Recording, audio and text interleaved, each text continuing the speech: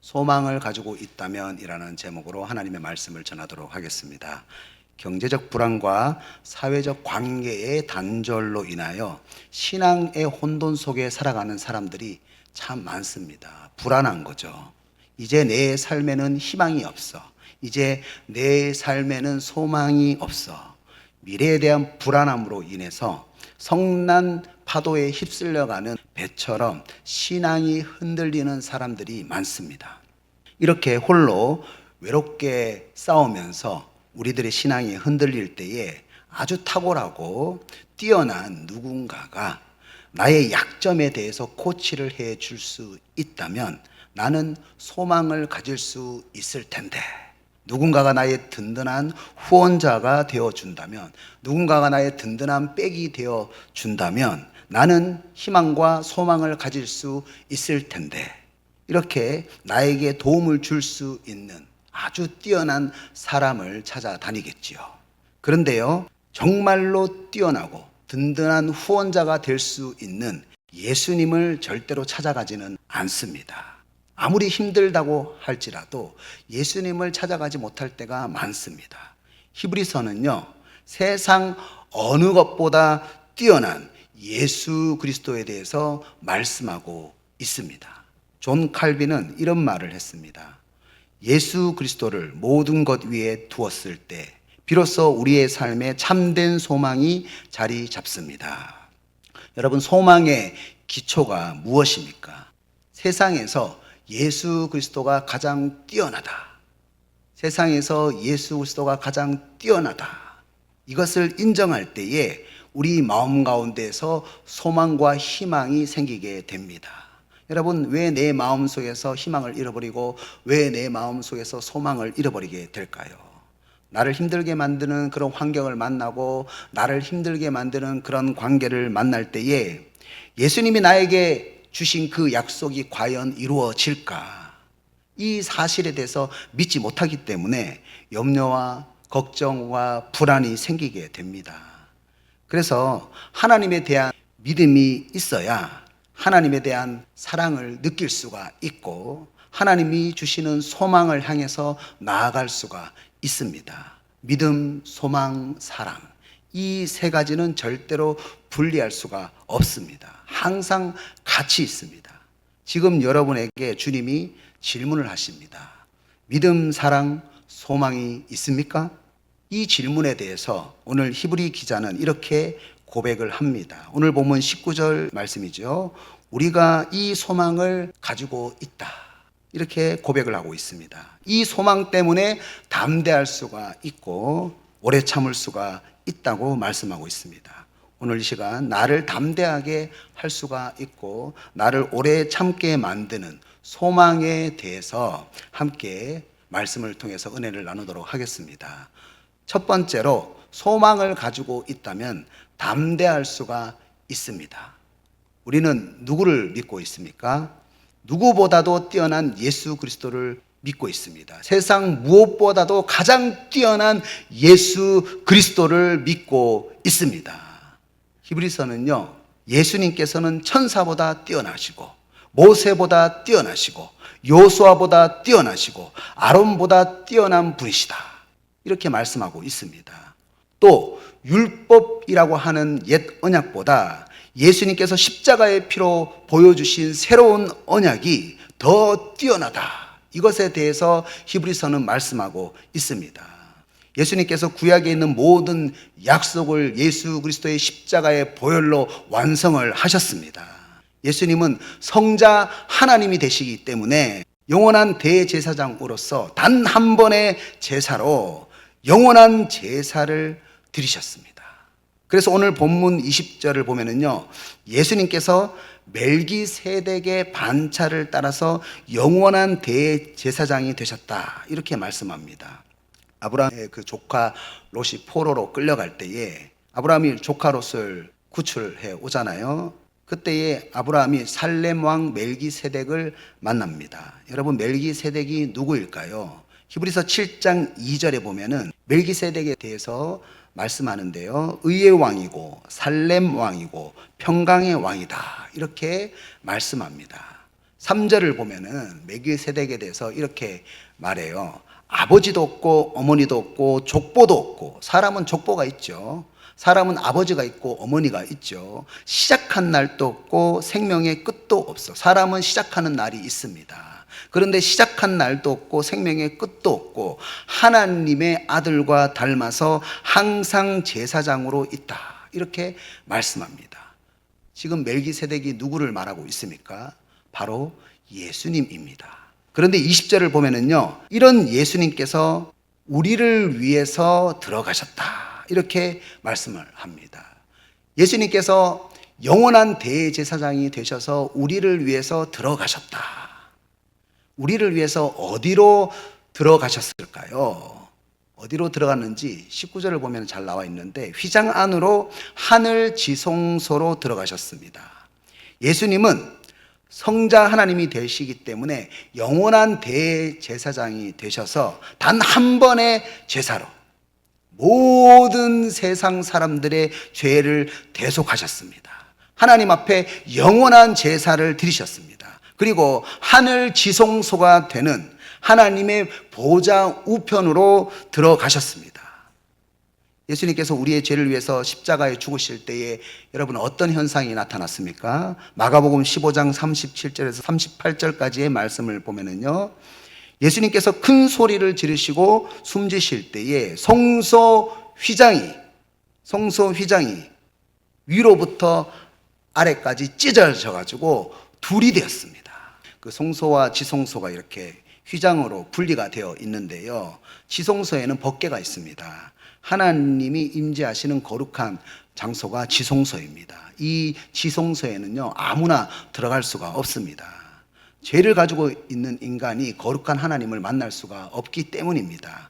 오직 대제사장 한 명만 지성소에 들어갈 수 있는 자격을 가지고 있습니다. 그것도 1년에 한 번 피를 가지고, 희생 제사를 드린 그 피를 가지고 모든 백성의 죄를 속죄하기 위해서 지성소에 들어갑니다.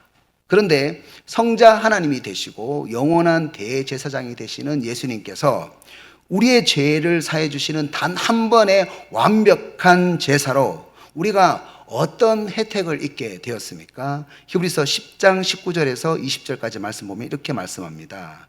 그러므로 형제들아, 우리가 예수의 피를 힘입어 성소에 들어갈 담력을 얻었나니, 성소에 들어갈 담력을 얻었나니, 담대함이죠. 20절이죠.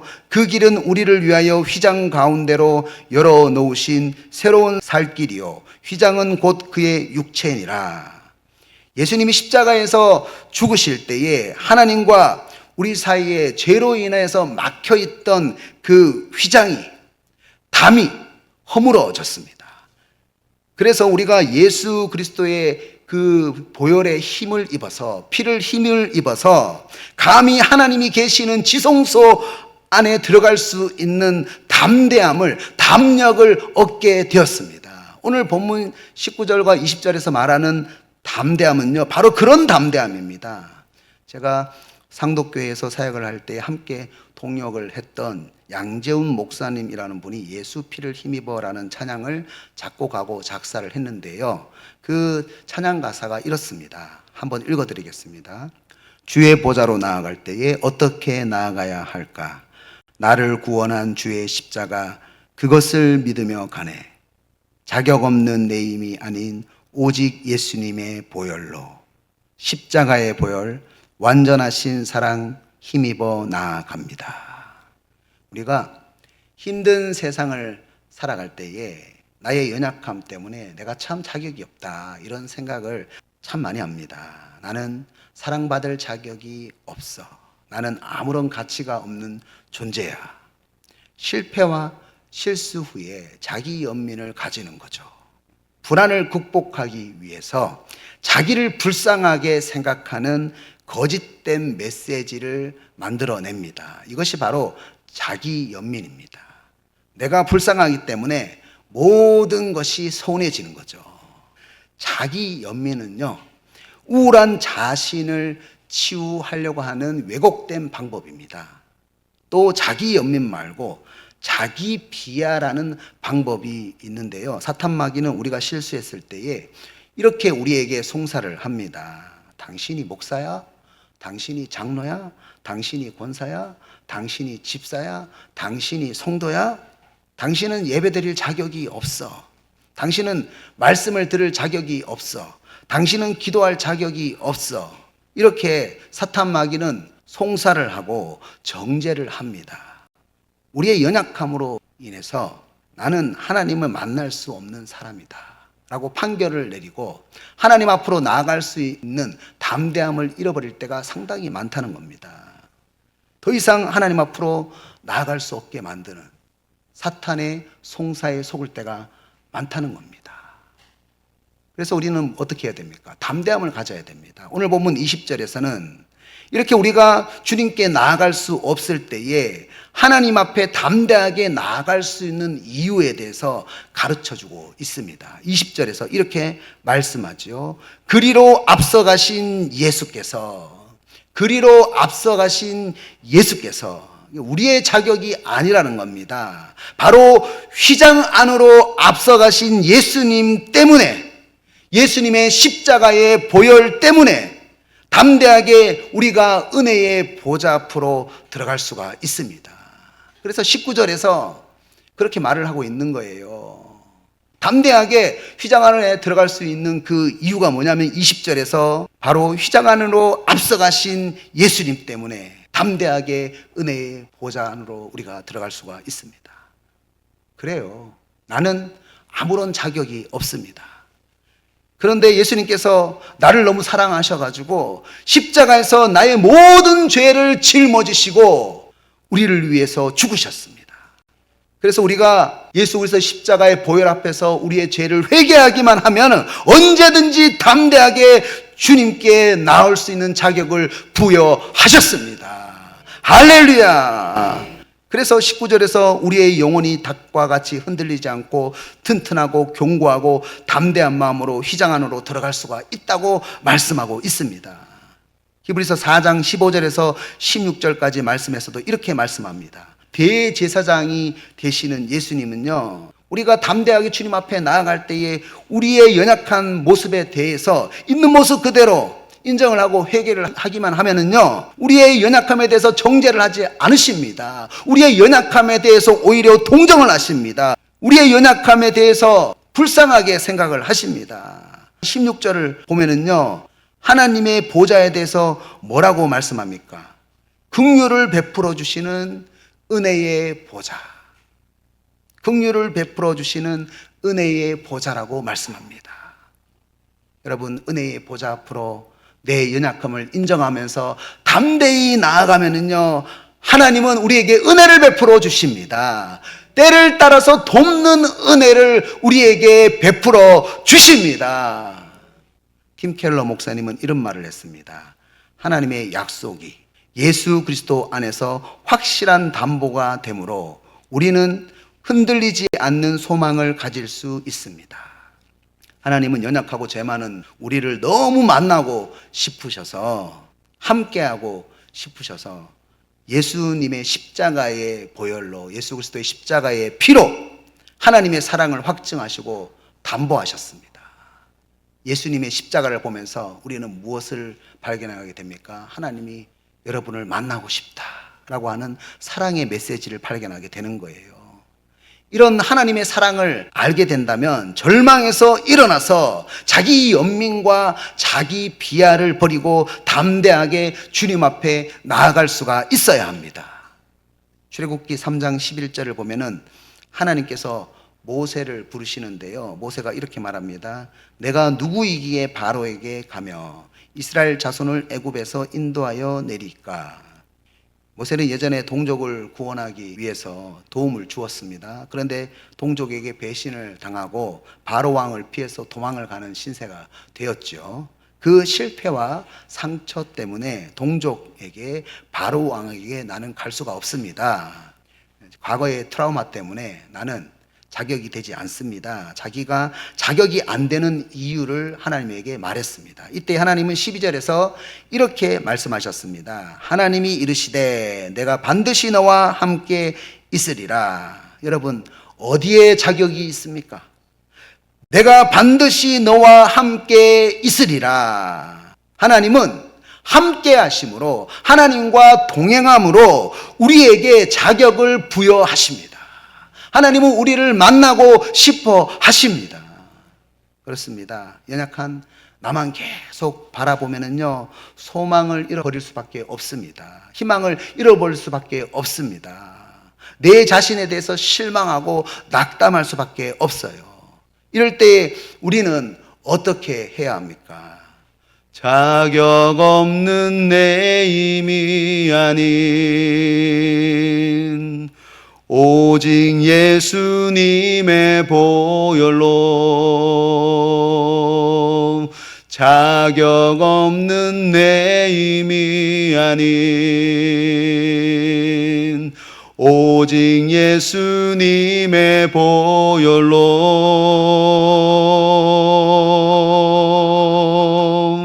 십자가의 보혈, 완전하신 사랑 힘입어 나갑니다. 십자가의 보혈, 완전하신 사랑 힘입어 예배합니다.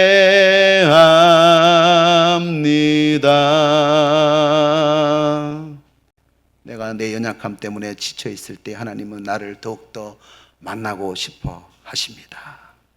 19절에서 세상의 어떤 풍파에서도 흔들리지 않고 튼튼하고 견고한 영혼에 다시 되는 담대한 마음으로 휘장 안으로 들어가야 한다, 이렇게 말씀하고 있습니다. 내가 연약할 때에 더욱 예수 그리스도의 십자가의 보혈에 의지해서 내 죄를 회개하고 우리가 하나님 앞에 나아간다면 주님은 언제나 받아주십니다. 이런 담대한 마음이 우리에게 있어야 합니다. 예수님은 우리의 연약함을 동정하십니다. 때를 따라 돕는 은혜를 베풀어 주시기 위해서 우리를 만나고 싶어 하시는 분이십니다. 예수님의 십자가의 피로, 예수 그리스도의 십자가의 보혈로 우리를 너무 만나고 싶다고 담보하셨습니다. 바울도 로마서 8장 32절에서 이렇게 말했습니다. 자기 아들을 아끼지 아니하시고 우리 모든 사람을 위하여 내주신 이가 어찌 그 아들과 함께 모든 것을 우리에게 주시지 아니하겠느냐. 아멘. 하나님이 예수 그리스도의 십자가의 피로 우리에게 사랑을 확증해 주셨어요. 사랑을 보여주셨습니다.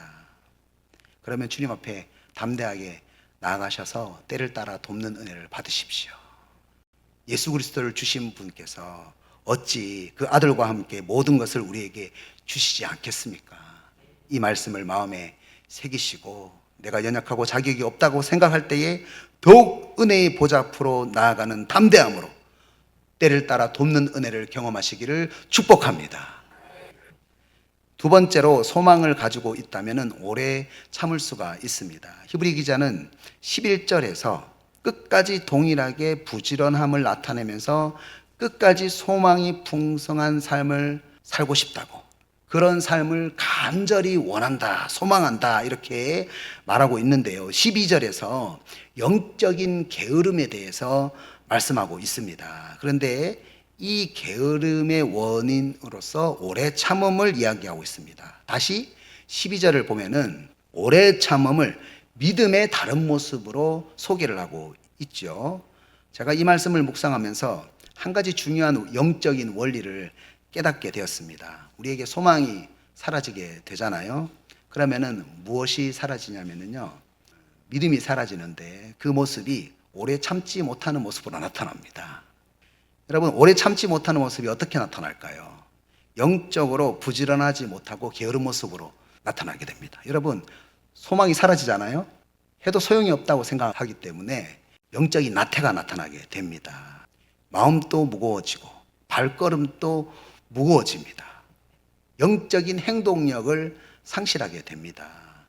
복음주의 영성센터의 설립자이면서 웨스턴 신학대학교 교수인 게리 토마스는 이런 말을 했습니다. 나태는 단순한 게으름이 아니라 믿음의 뿌리를 갉아먹어 영적 성숙의 기회를 무력화하는 내적 독약이라고 경고를 했습니다. 여러분, 엘리야가요, 하나님의 도우심으로 거짓 선지자들과 850대 1로 이겼습니다. 그런데요, 열왕기상 19장 1절을 보면은 아합 왕이 엘리야가 행한 일을 그 왕비인 이세벨에게 말을 했어요. 그러니까 2절에서 이세벨이 내가 엘리야를 죽여버리겠다 이렇게 말을 하는 겁니다. 그래서 3절에서 엘리야가 이런 형편을 보고 일어나서 도망을 가는데요, 엘리야가 지쳐서 도망을 가면서 어떤 말을 계속 반복하는지 아십니까? 내가 이렇게 열심히 하나님의 일을 했는데 아무것도 나아지는 것도 없고 오직 나만 남았다. 아무도 도와주는 사람 없고 오직 나만 남았다. 아무도 도와주는 사람이 없다. 이렇게 말하면서 아무것도 안 하겠다고 주저앉아 있었습니다. 영적인 나태, 영적인 게으름이 생기게 되었습니다. 왜 그렇게 되었습니까? 소망을 잃어버렸기 때문에 영적인 나태가 생기게 된 겁니다. 존 파이퍼 목사님은요, 하나님을 기뻐할 수 없을 때, 책 제목이 하나님을 기뻐할 수 없을 때라는 책에서요, 이런 이야기를 했습니다. 소망이 사라지면 그 자리에 어두운 침묵과 정서적 무력감이 스며드는데 이때 우리가 할 수 있는 일을 해야 한다. 정말로 영적으로 중요한 말인 것 같아요. 우리가 어둠이 거치지 않을 때에 이 작은 일을 한다고 해가지고 뭐가 나아질까? 아무것도 나아질 것이 없다. 그래서 하나님 앞에 해야 할 일을 하지 못할 때가 많습니다. 여러분, 퍼즐 조각 아시죠? 퍼즐 조각. 사택에 퍼즐 조각으로 된 그림이 있습니다. 퍼즐 조각으로 된 그림이 2개가 있거든요. 갑자기 제가 이제 그 그림을 보게 됐어요. 그런데 그 그림을 보다가 하나님께서 이런 음성을 주셨습니다. 여러분, 퍼즐 조각 하나 끼울 때에 여러분 어떤 생각하십니까? 이게 도대체 뭐야? 이런 생각하잖아요. 이 퍼즐 조각 끼우면서 이거 언제 다 끼우지? 그런데 하나님은 우리에게 이제 퍼즐 조각 한 조각을 주시거든요. 우리의 시간 가운데 퍼즐 조각을 주십니다. 근데 하나님은 완성된 그림을 보시면서 그 퍼즐 조각 한 조각이 얼마나 큰 의미를 가지고 있는지 알고 있어요. 그런데 우리의 삶에 하나님을 기뻐하지 못할 때가 생기면 그 퍼즐 조각 한 조각에 대한 의미를 잃어버릴 때가 많은 거죠. 우리는 하나님이 나에게 맡기신 퍼즐 조각의 일부분을 끼우고 있는 거예요. 때로는 이 퍼즐 조각의 일부분을 끼우면서 끼운다고 뭐가 되겠어? 이런 생각을 할 수가 있겠죠. 그런데 이런 믿음이 있잖아요. 이 퍼즐 조각을 다 맞추게 되면은 분명히 좋은 그림이 나오겠다. 이런 소망이 있잖아요. 이런 믿음이 있잖아요. 그러면은 오래 참으면서 계속 그 퍼즐 조각을 끼울 수가 있는 거예요. 제가 사택에 있는 그 그림을 보면서 묵상을 하면서 그렇구나. 한꺼번에 다 맞추지 않아도 되겠구나. 오래 참으면서 하나님께서 오늘 나에게 맡기신 그 퍼즐을 하나씩 끼우면 되겠구나. 우리는요, 무언가 한꺼번에 역전되기를 바랍니다. 그런데 그것은 교만이에요. 나는요, 그저 하나님의 그 거대한 큰 그림 속에 오늘 작은 하나의 퍼즐 조각을 끼우고 있는 거예요. 오늘 본문 14절을 한번 보십시오. 하나님께서 아브라함에게 약속을 하셨습니다. 큰 그림의 약속을 하셨습니다. 14절을 보면은 내가 반드시 너에게 복주고 복주며 너를 번성하게 하고 번성하게 하리라. 큰 그림을 약속으로 주셨습니다. 좀 더 자세하게 이 말씀에 대해서 알려면은요, 창세기 15장 5절을 보면은 되는데요, 아브라함에게 하나님께서 하늘에 있는 별을 세어보라 이렇게 말씀을 하셨습니다. 그리고 이 하늘에 있는 별처럼 내 자손이 많아질 것이다 이렇게 하나님께서 말씀을 하셨어요. 그리고 하나님께서 어떻게 아브라함의 자손이 별과 같이 많아지는지 그 방법에 대해서도 말씀을 해주셨는데요, 13절에서 이스라엘 백성들이 이집트에서 400년 동안 괴롭힘을 당하다가 14절에서 하나님께서 이집트를 심판해서 많은 재물을 가지고 출애굽을 하게 될 것이다 이렇게 창세기 15장에서 말씀을 해주셨습니다. 하나님께서 아브라함을 통해서 하나님을 찬송하는 땅과 자손을 가지고 있는 제사장 나라가 세워지게 될 것이다. 이렇게 큰 그림의 약속을 하셨습니다. 그런데요, 여러분, 약속의 출발이 되는 아들도 없는데 어떻게 그 약속을 믿습니까? 하늘의 별과 같은 자손이 있게 될 것이다. 어떻게 그 큰 그림의 약속을 믿겠습니까? 하나님이 75세에 약속을 하셨는데 100세의 이삭을 주셨습니다. 기도 응답을 25년 후에 주셨습니다.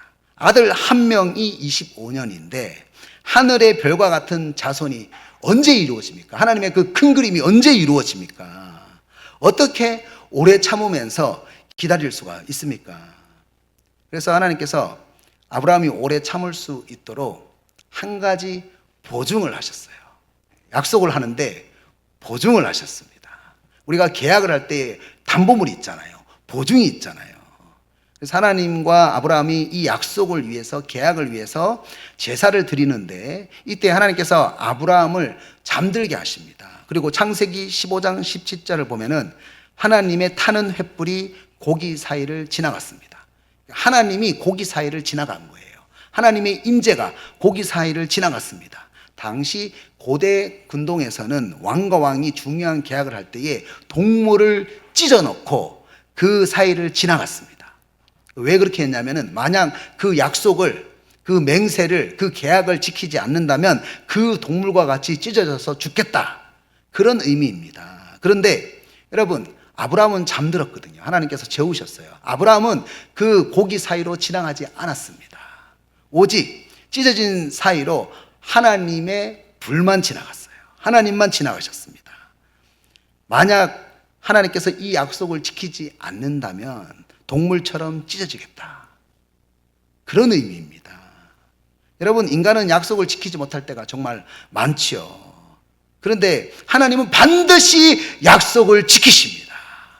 여러분, 계약을 할 때에 담보물이 있잖아요. 보증이 있잖아요. 그 담보물의 크기가 정말로 중요하지 않습니까? 그런데 오늘 본문 13절을 한번 보십시오. 하나님께서 약속을 잘 안 믿을까봐 약속을 하시고 이제 맹세를 하실 때에 누구를 담보하셨습니까? 자기보다 더 큰 이가 없으므로 이 세상에 하나님보다 더 큰 것이 없거든요. 그래서 자기 목숨을 담보하시고 보증을 하셨습니다. 내가 이 약속 안 지키면 목숨 걸게 그러잖아요. 거짓말이죠. 그런데 하나님이 진짜로 그렇게 하시겠다고 약속을 하셨습니다. 이 세상에 하나님보다 더 큰 존재가 없어요. 하나님보다 더 큰 담보물이 없습니다. 그래서 18절에서 우리는 이 담보물 때문에 하나님께서 이렇게 약속하시고 맹세하신 두 가지 사실 때문에 절대로 하나님의 약속은 변하지 않는다. 하나님은 약속을 지키신다는 사실을 믿어야 한다고 오늘 히브리 기자는 말씀하고 있습니다. 그럴 때에 피난처인 하나님 앞에서 소망이 생길 수가 있고 우리가 오래 참으면서 큰 위로를 받으면서 신앙생활을 할 수가 있습니다. 우리 안에 있는 소망이 오직 제사장 나라, 하나님 나라를 위한 소망이라고 한다면 하나님은 반드시 이루십니다. 여러분, 하나님께서 아브라함에게 주신 하늘의 별과 같고 바다의 모래와 같은 그 백성은요, 정말로 오랜 시간을 거쳐서 이루어졌습니다. 아브라함은 이런 큰 그림의 약속을 받았지만 다 이루지 못했다고 실망하지 않았습니다. 하나님은 아브라함이 맞춘 하나의 그 퍼즐 조각, 그 퍼즐 조각을 통해서 큰 그림이 되게 하셨어요. 그 퍼즐 한 조각을 큰 그림으로 받으셨습니다. 우리가 엘리야처럼 변화되지 않는 환경과 사람으로 인해서 나 혼자밖에 없다, 아무도 도와주는 사람이 없다고 말하면서 하나님에 대한 소망을 잃어버리고 영적인 게으름에 빠지게 됐다면 하나님이 오늘 나에게 맡기신 퍼즐 한 조각을 우리가 채우지 못할 수가 있습니다. 우리는 어떻게 살아가야 합니까? 엘리야가 나중에 어떻게 됩니까? 불과 같고 지진과 같은 화려한 현상 가운데에 일을 하는 것이 아니라 하나님의 세밀한 음성 가운데에 길갈, 베델, 여리고 선지자 생도들을 하나하나 퍼즐을 맞춰가면서 양육하면서 오늘 하나님께 드릴 수 있는 하나의 퍼즐을 하나님께 드렸습니다. 그럴 때에 거대한 하나님의 그림 가운데에 하나의 퍼즐을 엘리야가 드렸지만 하나님은 그 엘리야가 드린 퍼즐 한 조각을 큰 그림으로 받으셨습니다. 그 퍼즐 한 조각이 모여서 큰 그림이 되게 하셨습니다. 오늘 하나님이 여러분에게 맡기신 퍼즐 한 조각이 있습니다. 그 조각을 채우십시오. 이 말씀을 마음에 새기시고 하나님 나라를 위하여 나아갈 때에 절망으로 인해서 소망을 잃어버리고 영적인 나태와 게으름으로 나아가는 것이 아니라 하나님을 담보해서 약속하신 그 맹세를 믿음으로 오래 참으면서 오늘 나에게 주신 퍼즐 한 조각을 채우면서 나아가시기를 축복합니다. 이제 말씀을 적용하겠습니다. 찰스 스펄전 목사님은 담대한 신앙이라는 책에서 이런 말을 했습니다. 믿음은 폭풍 속에서 흔들리지 않는 등불과 같다. 담대하게 오래 참는 자만이 그 빛을 다른 이에게 전할 수가 있다. 복음의 특성이 담대함과 오래 참음입니다. 하나님의 약속은 담대함과 오래 참음을 통해서 이루어집니다. 담대하고 오래 참을 때에 우리 가운데에 소망을 잃어버리지 않을 수가 있습니다. 하나님께서는 우리에게 영원한 소망을 주셨습니다. 우리가 그 소망을 믿음으로 가진다면 첫 번째로 담대할 수가 있습니다. 내가 실패하고 연약할 때에, 내가 자격이 없다고 생각이 들 때에 거짓된 메시지로 마음에 새기면서 자기를 연미하고 자기를 비하하는 왜곡된 방법을 찾는 것이 아니라 더욱 은혜의 보좌 앞으로 나아가는 담대함으로 때를 따라 돕는 은혜를 경험해야 합니다. 우리가 그 소망을 믿음으로 가진다면 두 번째로 오래 참을 수가 있습니다. 절망으로 인해서 영적인 게으름으로, 영적인 나태로 나아가는 것이 아니라 하나님 자신의 목숨을 담보해서 약속하신 맹세를 믿음으로 오래 참음으로 오늘 나에게 주신 하나의 퍼즐을 완성해 나가야 합니다. 이 말씀을 마음에 새김으로 하나님이 주시는 소망 안에서 담대함과 오래 참음으로 승리하시기를 축복합니다.